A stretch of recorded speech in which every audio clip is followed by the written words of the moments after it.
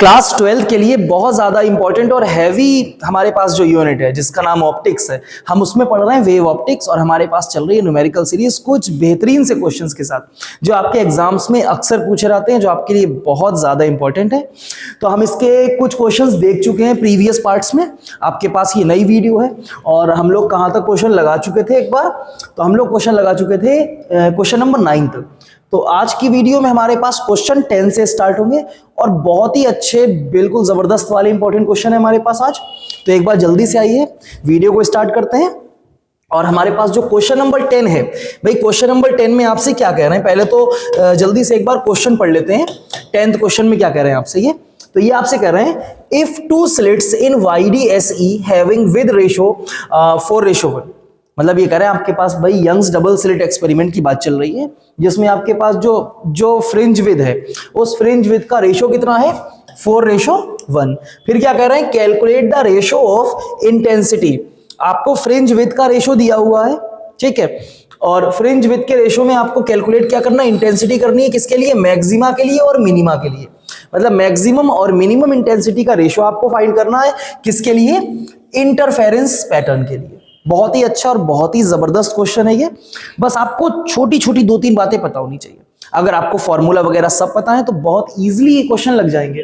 तो हम चलते हैं जल्दी से अपने बोर्ड की तरफ। विद रेशो आपको दिया है 4:1। आइए, तो हम आ गए हैं अपने बोर्ड की तरफ और जल्दी से आइए देखते हैं क्या कह रहे हैं। तो ये विद रेशो आपको दिया है। विद रेशो को किससे लिखते हैं भाई, हम फ्रिंजेस के विद रेशो को लिखते हैं W1/W2। और ये विद रेशो आपको कितना दिया था, फिर से एक बार 4:1 दिया था, बहुत बढ़िया। तो हम इस विद रेशो को लिख लेंगे 4:1। और आपसे ये कह क्या रहे हैं, ये आपसे कह रहे हैं कि भाई इंटेंसिटी मैक्सिमा और मिनिमा की इंटेंसिटी कैलकुलेट कीजिए। तो आपको कैलकुलेट क्या करना है, आपको कैलकुलेट करना है I max upon I minimum. तो आपको मिनिमा और मैक्सिमा की इंटेंसिटी का रेशो कैलकुलेट करना है। अब वैसे अगर आपको याद हो, हम I max upon I minima निकाल चुके हैं पिछले क्वेश्चंस में भी हमने देखा था। हम इसको कैसे लिखते हैं, हम इसको लिखते हैं भाई I max के लिए R+1 और I मिनिमम के लिए R-1। अगर आपको याद हो, ये बेसिक फॉर्मूला से निकाला था हमने, जो फॉर्मूला था मैक्सिमा के लिए दोनों एम्पलीट्यूड का प्लस कर देंगे A1 + A2 और मिनिमा के लिए दोनों एम्पलीट्यूड का माइनस कर देंगे A1 - A2। क्योंकि I यहां पर स्क्वायर है, क्योंकि वो एम्पलीट्यूड के स्क्वायर के इक्वल था। तो आपको करना क्या है, आपको अगर I max upon I minimum चाहिए, रेशो चाहिए उसका, तो आपको R+1 का होल स्क्वायर करना है अपॉन में R-1 का होल स्क्वायर करना है। अब सीधी सी बात होगी, तुम्हें ये R चाहिए तो जल्दी से वापस हटो दौड़ते हुए इधर, हम लिखेंगे वी नो दैट। हाँ भाई, वी नो दैट क्या जानते हैं हम जानते हैं ये जो R है ना अपने पास, इस R को बोलते हैं एम्पलीट्यूड रेशो ऑफ वेव्स। तो ये R हमारे पास हो जाता है A1/A2 की। अब आपको एक बात और भी पता होगी कि इंटेंसिटी एम्पलीट्यूड के स्क्वायर के इक्वल है। यहां पर देखो, इंटेंसिटी किसके इक्वल है, इंटेंसिटी किसके इक्वल है, एम्पलीट्यूड के स्क्वायर के। तो अगर आप एम्पलीट्यूड निकालना चाहें तो वो कितना आ जाएगा, वो आ जाएगा स्क्वायर रूट ऑफ इंटेंसिटी। तो अगर आपके पास A1/A2 दिया है और हम इसको इंटेंसिटी, देखो एम्पलीट्यूड इंटेंसिटी के स्क्वायर रूट के बराबर है, तो अगर आप एम्पलीट्यूड को इंटेंसिटी में कन्वर्ट करना चाहते हैं तो आप यहां पे लिखेंगे स्क्वायर रूट ऑफ I1/I2। ये चीज समझ में आ रही है। ये इस तरीके से आप बहुत सारे क्वेश्चंस लगा सकते हैं, बहुत बढ़िया बढ़िया क्वेश्चंस। तो यहां से अब आपको, लेकिन आपको तो यहां पर विद रेशो दिया हुआ है, ठीक है, तो आपको ना ही एम्पलीट्यूड रेशो दिया है ना ही इंटेंसिटी रेशो दिया है। अगर एम्पलीट्यूड रेशो दिया होता आप सीधे सीधे R की वैल्यू रख देते, अगर आपको इंटेंसिटी रेशो दिया होता तो आप एम्पलीट्यूड से इंटेंसिटी रेशो निकाल लेते।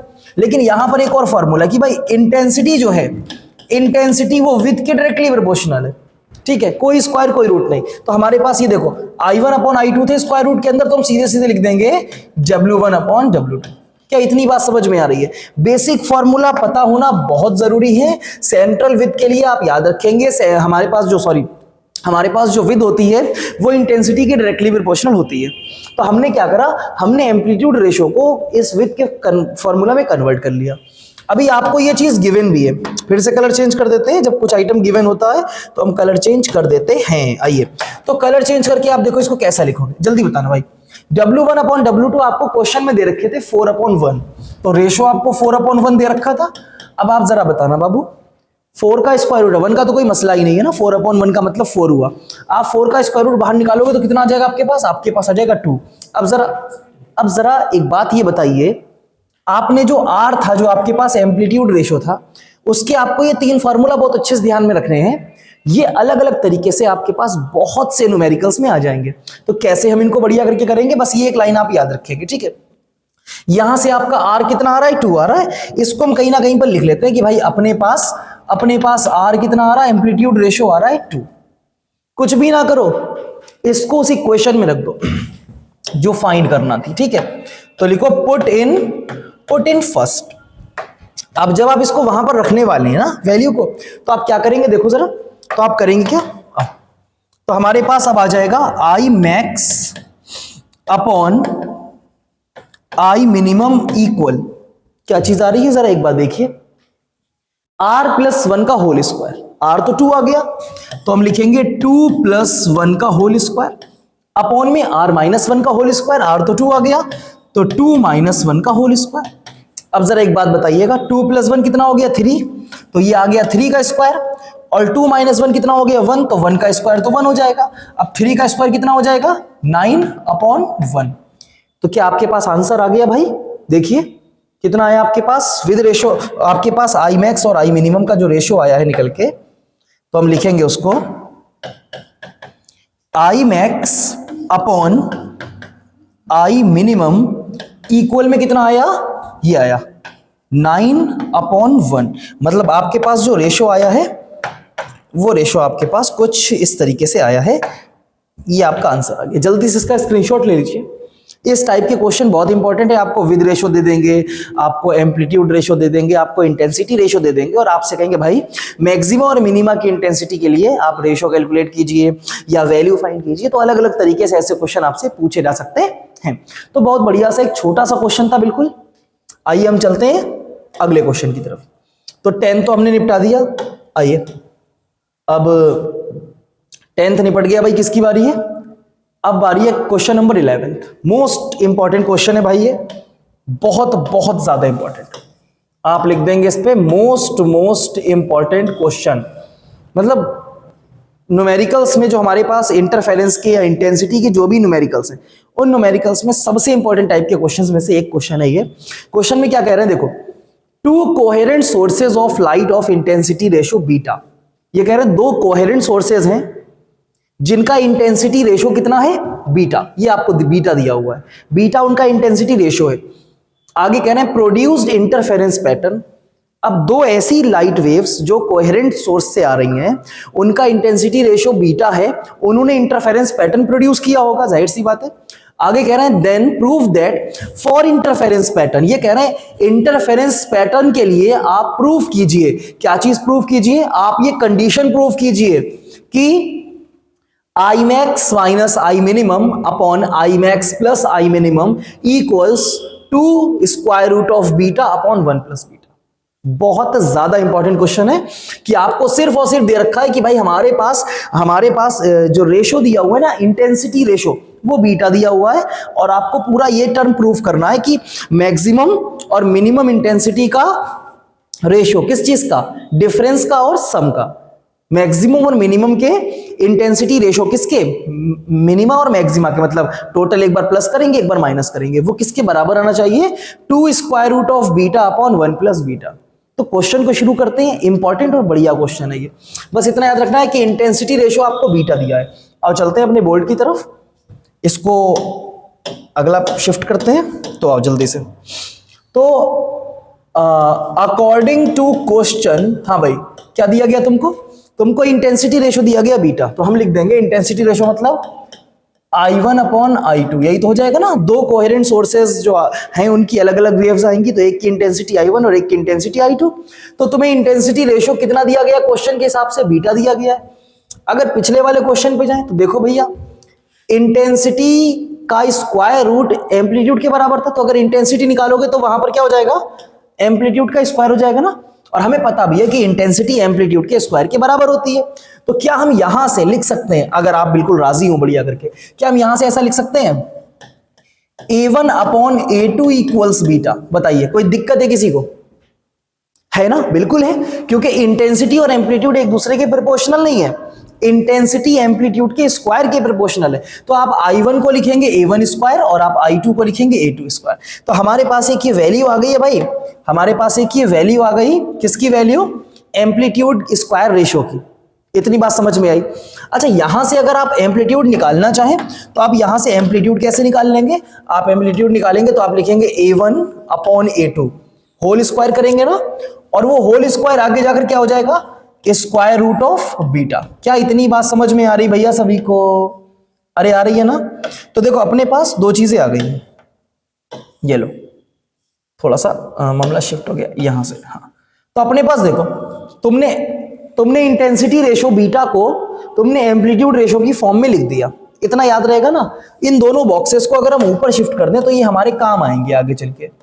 ये लो, एक को यहां फिक्स कर रहे हैं और दूसरे वाले को उसके आगे फिक्स कर देंगे, थोड़ा सा छोटा करके यहां पर फिक्स कर देंगे। हाँ, इसको भी थोड़ा सा क्या कर देंगे, इसको भी थोड़ा सा छोटा कर देंगे। हाँ, क्या इतनी बात आपको समझ में आ रही है? हमें क्वेश्चन में जो दिया हुआ था ना I1 अपॉन I2 बीटा, हमने वहां से A1 square upon A2 square की वैल्यू निकाली और A1 अपॉन A2 की वैल्यू निकाल दी। ठीक, अब देखो तुम्हें क्वेश्चन में क्या दे रहे थे, वो क्वेश्चन में तुम्हें दे रहे थे कि भाई प्रूफ क्या करना है, प्रूफ करना है I max minus I max और I max plus I minimum. तुम्हें एक बार प्लस और एक बार माइनस करके रेशो निकालना है। ठीक है, आओ देखें जरा जल्दी से। तो अगर हम लिखें, हाँ भाई क्या लिखेंगे हम लिखेंगे, ये लो, लेफ्ट हैंड साइड ले लो। लेफ्ट हैंड साइड क्या है हमारे पास, लेफ्ट हैंड साइड है हमारे पास I max minus I minimum upon में क्या था, I max plus I minimum. तो लेफ्ट हैंड साइड लेकर चले, जुगाड़ तुगाड़ करके कुछ, और अगर हमारे पास राइट हैंड साइड आ जाती है तो बहुत बढ़िया आ जाती है ना। तो हम इसको जल्दी से शुरू करते हैं। अच्छा, एक बात तुम्हें पता होनी चाहिए, I मैक्स है क्या, मैक्सिमम इंटेंसिटी कैसे मिलेगी, दोनों एम्पलीट्यूड का स्क्वायर, मतलब दोनों एम्पलीट्यूड का सम करोगे, और क्योंकि इंटेंसिटी एम्पलीट्यूड के स्क्वायर के बराबर है तो आप I मैक्स को क्या लिखोगे, यहां पर हम साइड में एक बार लिख देते हैं भाई, आप I मैक्स को लिखोगे A1 प्लस A2 का होल स्क्वायर। इंटेंसिटी मैक्सिमम कब मिलेगी, जब एम्पलीट्यूड का आप सम करोगे, क्योंकि वो एम्पलीट्यूड नहीं, वो एम्पलीट्यूड के स्क्वायर है। ठीक है, और आप I मिनिमम कैसे निकालोगे, जब आप क्या करोगे, एम्पलीट्यूड का डिफरेंस करोगे। ये चीज आपको समझ में आ रही है क्या? अरे आ रही है ना यार। तो आपको एक बार I मैक्स लिखना है, फिर माइनस करके I मिनिमम लिखना है, फिर डिनोमिनेटर में एक बार I मैक्स लिखना है और एक बार I मिनिमम। ये दो चीजें आपको याद रखनी है। मैक्सिमम इंटेंसिटी कब मिलेगी, एम्पलीट्यूड का सम करके स्क्वायर करेंगे, और मिनिमम कब मिलेगी, एम्पलीट्यूड का डिफरेंस करके स्क्वायर करेंगे। तो ये दो वैल्यूज आपको यहां पर लिखनी है। आओ जरा जल्दी से सॉल्व करते हैं। हाँ, देखिए भाई कैसे सॉल्व कर रहे हैं। I मैक्स की वैल्यू क्या है हमारे पास है A1 प्लस A2 का होल स्क्वायर। ठीक है, माइनस लगा दीजिए। I मिनिमम कितना है, A1 प्लस नहीं होगा, सॉरी मिनिमम है, तो A1 माइनस A2 का होल स्क्वायर। ये चीज समझ में आ रही है क्या? फिर हम अपॉन में क्या लिखने वाले हैं, हम अपॉन में लिखने वाले हैं फिर से I मैक्स। तो I मैक्स कितना होगा, A1 प्लस A2 का होल स्क्वायर। अब की प्लस लगाए तो प्लस लगा दीजिए, और I मिनिमम कितना होगा, A1 माइनस A2 का होल स्क्वायर। अब इतना होल स्क्वायर लगा हुआ है तो आपके पास सीधे सीधे एक तरीका बच रहा है ना, होल स्क्वायर वाला फॉर्मूला लगा दें, आइडेंटिटी लगा दें a प्लस बी के होल स्क्वायर की। इसको हम यहां से हटा दे रहे हैं, कोई दिक्कत तो नहीं, किसी को होनी भी नहीं चाहिए। मैक्सिमम के लिए एम्पलीट्यूड ऐड किए जाएंगे और मिनिमम के लिए एम्पलीट्यूड माइनस किए जाएंगे, सब्सट्रैक्ट किए जाएंगे। तो ये दोनों वैल्यूज को यहां से हम हटा देते हैं। अपना ये जो पूरा आइटम है, अपना ये जो पूरा आइटम है, इसको थोड़ा सा इसको छोटा कर देते हैं। क्या ये आपको सही से दिख रहा है, बताइए, क्या ये आपको बिल्कुल सही से दिख रहा है, कोई दिक्कत तो नहीं है, होनी भी नहीं चाहिए। आइए इसको सॉल्व करते हैं थोड़ा सा आगे। तो यहां पर देखो भाई जरा, A1 प्लस A2 का होल स्क्वायर, तो A1 प्लस A2 के होल स्क्वायर क्या लिखेंगे, A1 square plus A2 square plus 2A1 A2। ये चीज समझ में आ रही है यार, A1 प्लस A2 का होल स्क्वायर था तो A1 square A2 square 2A1 A2, फिर माइनस लगा है। अच्छा, नॉर्मली अगर हम देखें तो A1 माइनस A2 का होल स्क्वायर क्या हो जाता, ये हो जाता A1 square plus A2 square minus 2A1 A2। यार प्लस वाले में प्लस 2ab, माइनस वाले माइनस 2ab, लेकिन यहां को माइनस लगा हुआ है ना, तो ये माइनस आएगा तो पहले टर्म को क्या कर देगा, पहले टर्म को माइनस कर देगा, दूसरे टर्म को भी क्या कर देगा, माइनस कर देगा। इतनी चीज तो ध्यान आ रही है, नहीं ध्यान आ रही तो भाई हम ब्रैकेट लगा दे रहे हैं, ठीक है। आप ध्यान रखना, गलती नहीं होनी चाहिए। माइनस लगा था तो माइनस लगा दिया और होल स्क्वायर को दोबारा से रख दिया। ये बहुत छोटी सी बात है, सभी लोगों को बढ़िया करके ये बात पता होगी। अब देखो जरा यहां पर, फिर डिनोमिनेटर में तुम्हारे पास क्या लिखा हुआ है, डिनोमिनेटर में देखो a1 प्लस a2 का whole square plus a1 minus a2 का होल स्क्वायर, तो फिर से आइडेंटिटी लगा दो, तो हमारे पास आ जाएगा a1 square plus a2 square plus 2a1 a2, क्योंकि अब की प्लस लगा है तो प्लस लगा के सीधे लिख देंगे हम, तो हमारे पास क्या आ जाएगा, देखो फिर आ जाएगा a1 square plus a2 square और माइनस क्या आ जाएगा 2a1 a2, ऊपर ब्रैकेट लगाया है क्योंकि अभी माइनस अंदर जाके सारे टर्म को चेंज कर देगा, उनके सिंबल्स को चेंज कर देगा। नीचे कुछ कैंसिल हो जाएगा, देखो प्लस 2a1 a2 से प्लस 2a1 a2 क्या हो जाएगा, कैंसिल हो जाएगा। तो एक बार हाँ, तो यहां पर देखो 2a1 a2 से 2a1 a2 क्या हो गया, कैंसिल हो गया। अब अगर हम थोड़ा सा इसको ऊपर ले जाएं आइटम को शिफ्ट करके, तो हमारे पास देखो क्या बचेगा, कलर चेंज कर दे वरना सब एक साथ घिच-पिच लगेगा तुम्हें। तो a1 square plus a2 square plus 2a1 a2, अब ये देखो माइनस a1 स्क्वायर, ये माइनस अंदर जाएगा तो माइनस a2 स्क्वायर और माइनस माइनस प्लस क्या हो जाएगा 2a1 a2, ठीक है। अपॉन में आ जाते हैं जल्दी से, अपॉन में देखो इधर, अपॉन में क्या बच रहा हमारे पास, कैंसिल हो गया बाकी तो सब आइटम। अपॉन में क्या बच रहा, a1 स्क्वायर और a1 स्क्वायर, कितना a1 स्क्वायर हो गया, ये हो गया 2a1 स्क्वायर, a2 स्क्वायर और a2 स्क्वायर कितना हो गया, ये हो गया 2a2 स्क्वायर। अब ऊपर देखो कुछ कैंसिल होगा, a1 स्क्वायर प्लस का a1 स्क्वायर माइनस का, a2 स्क्वायर प्लस का a2 स्क्वायर माइनस का, कैंसिल हो गया ना। तो तुम्हारे पास इधर बच कितना रहा जरा बताना, तुम्हारे पास बच रहा देखो 2a1 a2 plus 2a1 a2 कितना हो गया, ये हो गया 4a1 a2। डिनोमिनेटर में कितना बच रहा तुम्हारे पास 2a1 स्क्वायर 2a2 स्क्वायर, तो यहां से तुम क्या 2 कॉमन ले लोगे तो अंदर बचेगा a1 square plus a2 square. हाँ भाई कोई तकलीफ है किसी को क्या, 2 से 4 उड़ा दो, 2 बचा ऊपर, तो हमारे पास अब जो नंबर बच रहा ऊपर बच रहा 2a1 a2 और अपॉन में क्या बच रहा, अपॉन में a1 square plus a2 square, ये चीज बच रही है। क्या इतनी बात समझ में आ रही है, डेरिवेशन हमारा बिल्कुल वो जो हमें RHS प्रूफ करनी ना वो होने ही वाला है बस। तो आपने इतने को वो ध्यान समझना है, आपको दे रखा था भाई इंटेंसिटी रेशो, आप उसको एम्पलीट्यूड रेशो में कन्वर्ट करेंगे पहले तो, उसके बाद आपने जो भी इक्वेशन दे रखी थी उसकी आपने लेफ्ट हैंड साइड उठाई, मैक्सिमम और मिनिमम इंटेंसिटी की वैल्यूज रखी, वैल्यूज रखने के बाद आपने उसको सॉल्व करना शुरू करा, स्क्वायर वाले फार्मूला ओपन किए, बहुत बहुत ईजी सा सिंप्लीफिकेशन है। अब देखो आप क्या करने वाले हो यहां से, अब आप अभी तो ऐसे ही लिखोगे 2a1 a2, ये तुम्हारे पास कुछ गड़बड़ी होगी क्या, एक बार थोड़ा सा ऊपर देख लेते हैं, 2a1 a2 2a1 a2, तो भाई अच्छा 4a1 a2 हो गया था, हाँ ठीक है कुछ गड़बड़ी नहीं हुई, ठीक है। तो हमारे पास आ रहा 2a1 a2, अपॉन में देखो जरा क्या चल रहा डिनोमिनेटर में, तुम्हारे पास डिनोमिनेटर में चल रहा a1 square plus a2 square, क्या इधर से हम लोग a2 स्क्वायर कॉमन निकाल लेना, आओ। तो a2 स्क्वायर तुमने कॉमन निकाल लिया इस डिनोमिनेटर में से, कलर चेंज कर देते हैं।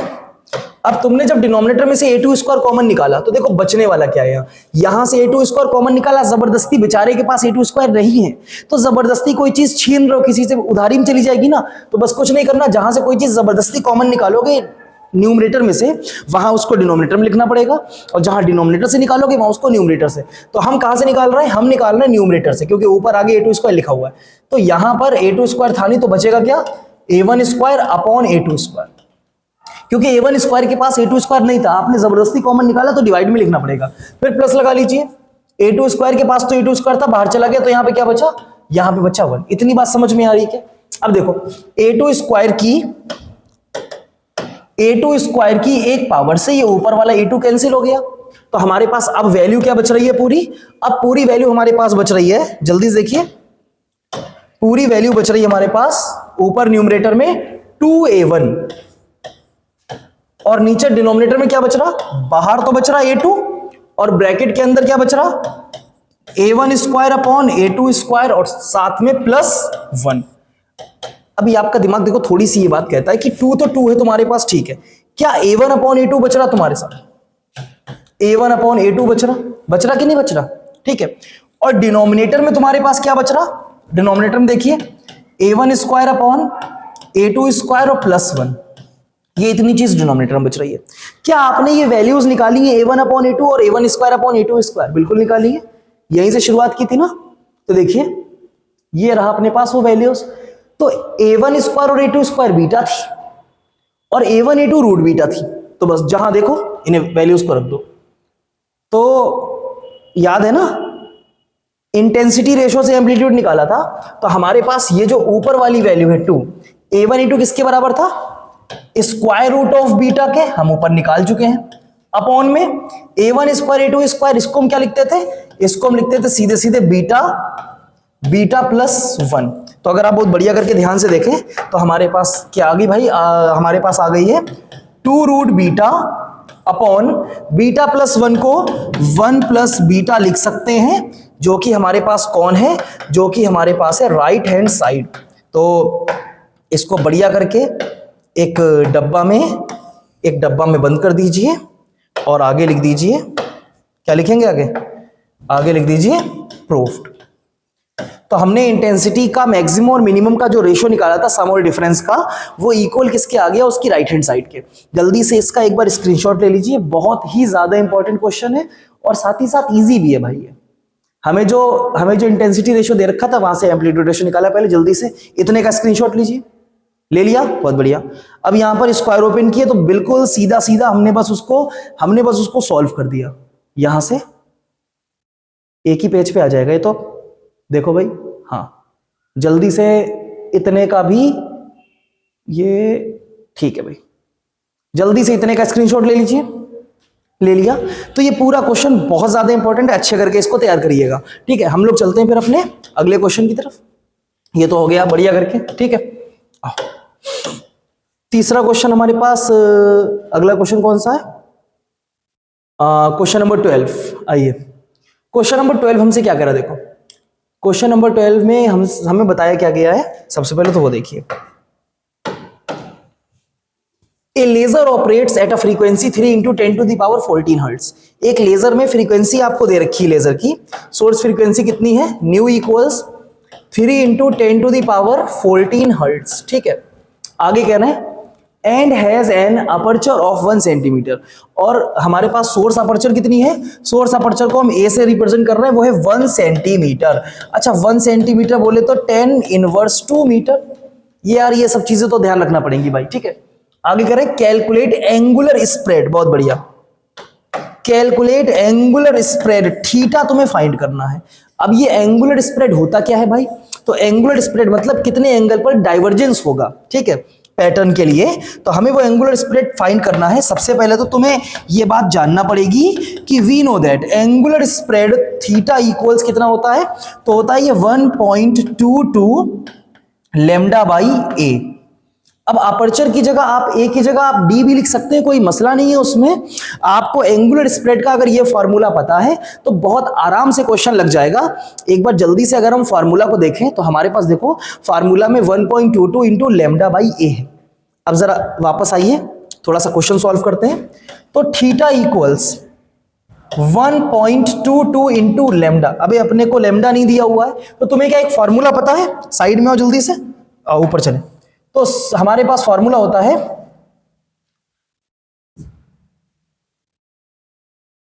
तो हमारे पास फॉर्मूला है C इक्वल्स न्यू लैम्डा, है ना यार ये फॉर्मूला? वेव वेलोसिटी के लिए हमने फॉर्मूला पढ़ा था, C इक्वल्स न्यू लैम्डा। इधर से तुम लैम्डा निकाल लो, इधर से तुम लैम्डा निकालो तो लैम्डा बराबर क्या आ जाएगा? C अपॉन लैम्डा आ जाएगा C अपॉन न्यू।